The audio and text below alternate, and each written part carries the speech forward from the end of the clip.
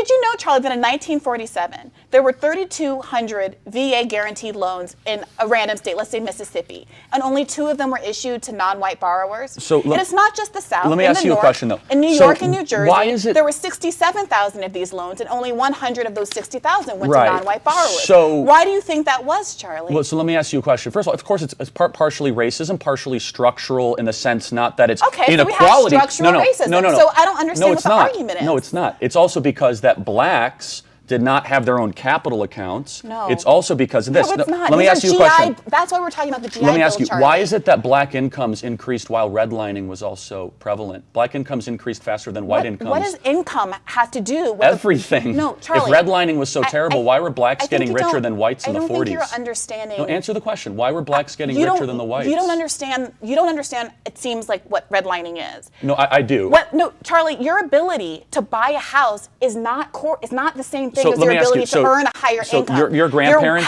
were harmed by redlining, is that right? My great-grandparents were, So how'd you get to Harvard if it was so awful? Because if systemic racism is real, you went to the best school in the world. Like, that doesn't make any sense. You're saying that because racism exists, because I went to Harvard, racism can't exist. No, I'm asking us a very simple question. If redline was so detrimental, how'd you get to Cambridge? What is the relevance? Don't dodge the relevance of your question, very relevant. Charlie. Obviously, you're arguing against your own story. Like, no, I'm not. Only in only in a country as unracist as America could someone like you, who says it's so racist and redlining, also go to Harvard, the best school on the planet. Do you believe that during Reconstruction there was no racism? Do you believe that before How many acres did slaves get post-Civil War? 19 million acres blacks got. You've accused me of interrupting you and not answering the question. How many? Do you believe there was racism prior to the end of the civil rights movement and prior to basically during Reconstruction after the end of the? Of course there was. Do I think it actually had an impact? Do you know that there were black people who went to Harvard during that period?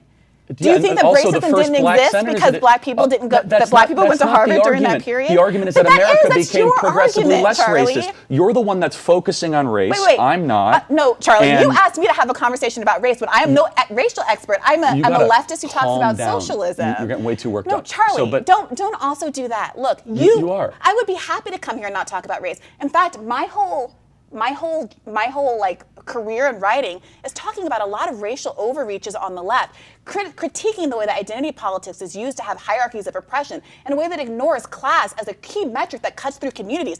That's my whole thing. Why you asked me to come here and talk about race is a decision on you. Please don't put that on me. Because you believe in a mythology. That's why. You believe in something that's akin to Zeus or Hercules. I mean, you believe in something that doesn't exist and never will, which is systemic racism. You're living proof at how unracist America is. And apparently so is W.E. Du Bois.